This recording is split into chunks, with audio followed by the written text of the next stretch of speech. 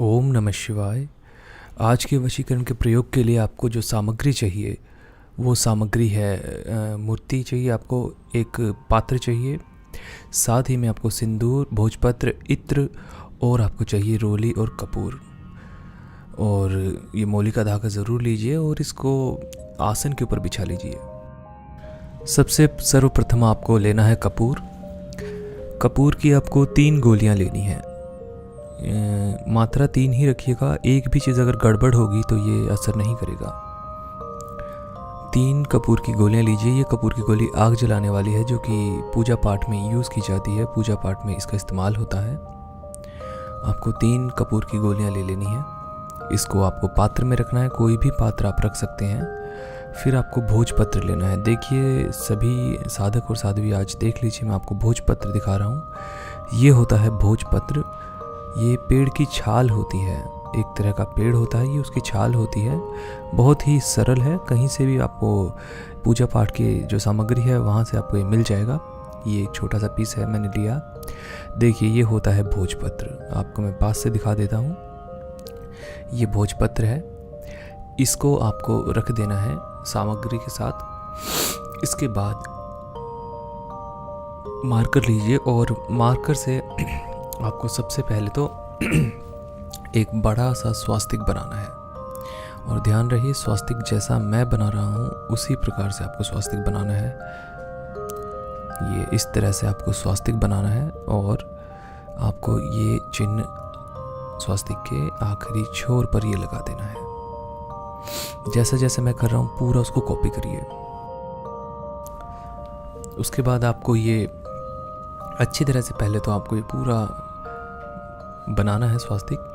जब स्वास्तिक बन जाए तो इसको पलट दीजिए और इसके बाद आपको स्वास्तिक के ऊपर उस इंसान का नाम लिखना है, लड़के का जो आप चाहते हैं, यानी कि आपको अपना खुद का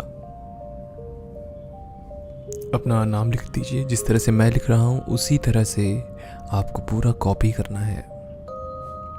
और इसके नीचे, ठीक इसके नीचे आपको लड़की का नाम लिखना है, जो कि आप जिसको भी वशीभूत करना चाहते हैं। तो मैं उदाहरण के तौर पे नाम लिख रहा हूँ, आपको दिखा रहा हूँ। आपको ठीक इसी प्रकार नाम लिखना है और इसमें कोई भी त्रुटि नहीं करनी। और लास्ट में जब नीचे इसके एक स्वास्तिक का चिन्ह आपको फिर से बनाना है। ध्यान रहे जो चिन्ह बने हैं वो एकदम स्पष्ट हों, साफ दिखाई देते हों। इसके बाद आपको लेना है सिंदूर। और सिंदूर को आपका ये जो भोजपत्र है, भोजपत्र के ऊपर जो आपने नाम लिखे हैं इसके ऊपर आपको सिंदूर डाल देना है। थोड़ा सा, ज़्यादा नहीं, मात्रा थोड़ी सी होनी चाहिए, बस नाम मात्र के लिए। आपको थोड़ा सा सिंदूर कपूर पे भी डालना होगा। दोनों पे सिंदूर हो गया। उसके बाद आपको, जैसे मैं यहाँ पे भोजपत्र को फोल्ड कर रहा हूँ उसी प्रकार से, ठीक उसी प्रकार से आपको भोजपत्र को फोल्ड करना है, यानी कि मोड़ना है। ध्यान रहे ये प्रक्रिया करते वक्त एकदम ध्यान चित्त होकर करें, किसी भी प्रकार के द्वेष भावना ऐसा मन में ना हो, सात्विक होकर करें, तभी ये प्रयोग काम करेगा। और ध्यान से करें, क्योंकि ये प्रयोग कई बार उल्टा असर भी कर देता है। तो इसको बिल्कुल वैसे ही करें जैसे मैं आपको दिखा रहा हूँ। ऐसे इसको फोल्ड करना है पूरा अच्छी तरह से। ध्यान रहे सिंदूर बाहर ना गिरने पाए। जितना हो सके कोशिश करें कि सिंदूर जो है वो अंदर ही रहे, बाहर ना गिरे। और ठीक इसी प्रकार से इसको मोड़िए, जैसे कि मैं मोड़ के दिखा रहा हूँ। देखिए इस तरह से आपको ये पूरा टाइट करके मोड़ देना है, ताकि ये बिल्कुल एक तावीज़ के जैसे हो जाए। ऐसा होने के बाद आपको लेना है मूली का धागा और इस मूली के धागे पे आपको गांठ बांधना शुरू कर देना है। आपको 7 गांठें बांधनी होंगी इस मूली के धागे के ऊपर। आप अपने हिसाब से बांध सकते हैं, मैं आपको एक उदाहरण के तौर पे करके दिखा रहा हूँ। इस तरह से बांधिए 7 गांठें।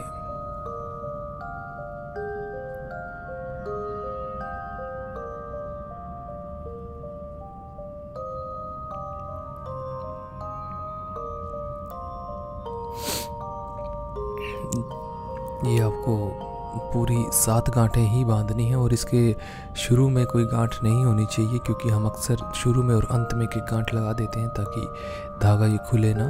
तो उस प्रकार से नहीं, केवल और केवल मात्र 7 गांठें होनी चाहिए। 1 2 3 4 5 6 और ये 7 गांठें होने के बाद आपको इत्र लेना है।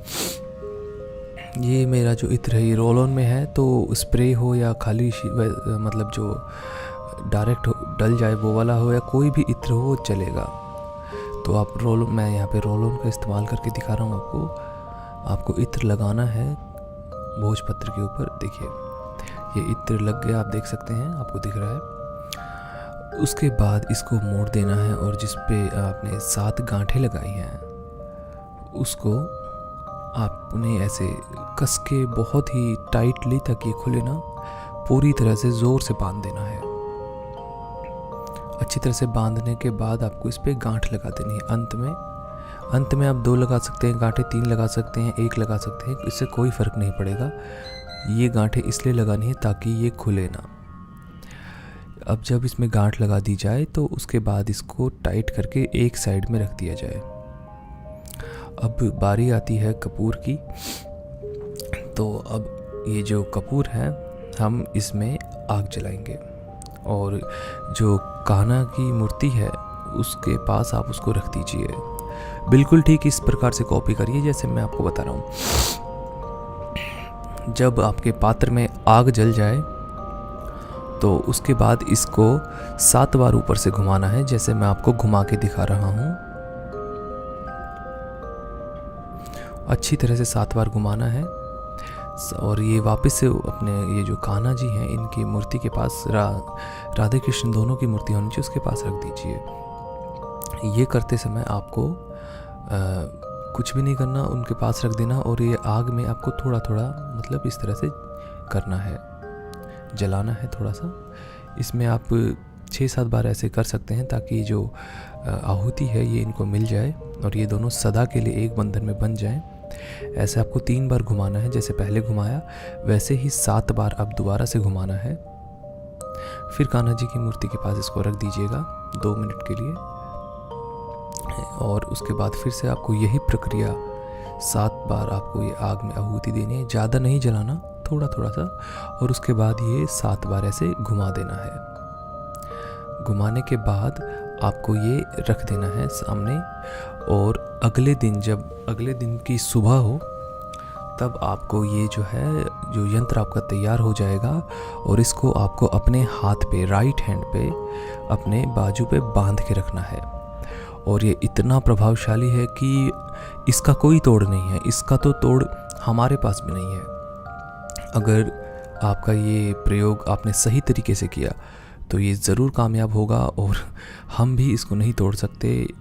इसका तोड़ आपको कहीं पर भी नहीं मिलेगा, ये एक दूसरे के लिए ही बने हैं। अगर एक बार ये सिद्ध कर लिया जाए तो ये इतना प्रभावशाली है कि आप खुद सोच भी नहीं सकते ये कितना आपके लिए काम करेगा। और रही बात तोड़ने की, तो इसका तोड़ हमारे पास खुद भी नहीं है, जिसने मतलब हमने ये बनाया और इसका तोड़ हमें नहीं मिला, तो आप सोच सकते हैं कि इसका तोड़ कहीं भी नहीं होगा। और एक सबसे ज़रूरी बात चेतावनी मैं देना चाहूँगा कि इसमें बहुत ही सोच समझकर अपनी बुद्धि से प्रयोग को करें, क्योंकि ये बहुत बार उल्टा असर भी दिखा देता है। और अगर उल्टा असर हो जाए तो इसमें हमारी कोई जिम्मेदारी नहीं होगी। अपनी सूझबूझ और अपने बड़ों से परामर्श कर कर ही इस प्रयोग को आजमाएं, क्योंकि ये बहुत जल्दी रिज़ल्ट दिखाता है। ये आर या पार वाली कंडीशन के लिए है, या तो करो या मरो की स्थिति में ही ये उपाय करें। और सबसे बड़ी बात यह है कि इसका कोई भी तोड़ नहीं है, तो आप बिल्कुल निश्चिंत होकर कर सकते हैं।